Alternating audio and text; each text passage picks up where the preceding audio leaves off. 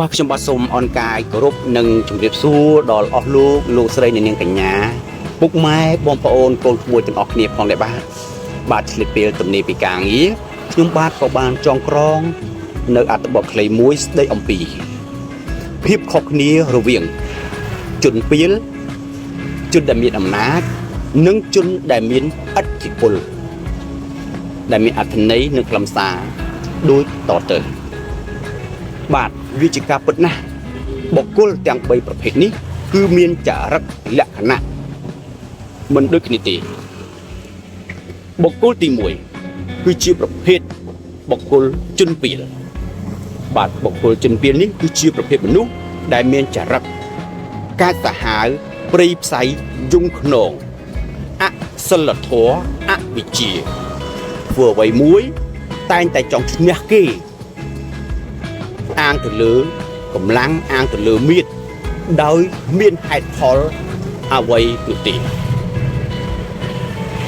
គឺជាប្រភេទមនុស្សមិនខ្វល់ពី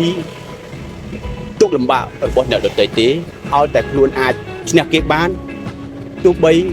ធ្វើយ៉ាងណាក៏ដោយក៏ហ៊ានធ្វើដែរគឺជាប្រភេទមនុស្សដែលគ្មានគេខ្មាស់គ្មានសិលធម៌គ្មានក្រមសិលធម៌អ្វីទាំងអស់ប្រភេទមនុស្សបែបនេះប្រសិនបើមានរឿងរ៉ាវធំដុំអ្វីមួយកើតឡើងតែងតែរត់យកប្រាស់អាយុរៀងខ្លួនគឺមានន័យថាក្បាលអ្នកណាគឺសក់នៅនោះមិនអាចពឹងពាក់ជាគ្នាបាននោះទេប្រភេទទី2គឺជាប្រភេទជនដែលមានអំណាចជនដែលមានអំណាចគឺជាមនុស្សដែលមានអត្តចរិតមុខមាត់កាចមើងម៉ាត់មុតចត់មិនសូវមានភាពញញឹមញញែមឬ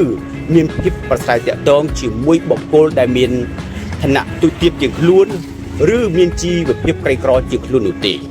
មនុស្សប្រភេទនេះគឺអាងទៅលើយស័ក្តិមាសប្រាក់លុយកាក់ឡានវិឡាគ្រឿងអលង្ការថ្លៃបាក់ពួកខ្សែស្រឡាយជាធំដែលមានចរិតមួយគឺថាយកខ្លួនអញជាធំធ្វើអ្វីក៏ដោយគឺអញជាធំអញប្រំបើជាងគេអញពូកែជាងគេគឺបែបជាមនុស្សអាត្មានិយមប៉ុន្តែនៅពេលដែលមានរឿងរ៉ាវធំដុំអ្វីមួយកើតឡើងមនុស្សប្រភេទនេះគឺឲ្យតែបានឈ្នះគេអ្វីក៏គេហ៊ានធ្វើដែរដោយគេសំអាងទៅលើគេមានយស័ក្តិគេមានលុយកាក់គេមានបាក់ពួកគេមានចំណេះជំនាញទោះបីកាយកប់ត្រឡប់ជន់យ៉ាងណាក៏ដោយឲ្យតែបានឈ្នះគឺគេហ៊ានធ្វើទាំងអស់ដោយគេមិនចង់បាត់បង់នៅភាពខ្លាំងភាពពូកែរបស់គេនោះទេប្រភេទមនុស្សទី3គឺជាប្រភេទមនុស្សដែលមានឥទ្ធិពលប្រភេទមនុស្សដែលមានឥទ្ធិពលគឺជាប្រភេទមនុស្សដែលមានទឹកចិត្តមេត្តាករុណាមុទិតាឧបេក្ខាមានចរិតទន់ភ្លន់រីករាយរាក់ទាក់ម៉ត់ចត់តែមើងម៉ាត់ក្នុងការងារធ្វើអ្វីមួយ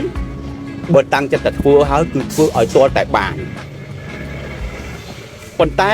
បានដោយសន្តិវិធីនិងក្រមសីលធម៌ប្រសិនបើមានរឿងរ៉ាវអ្វីមួយកើតឡើងមនុស្សបែបនេះ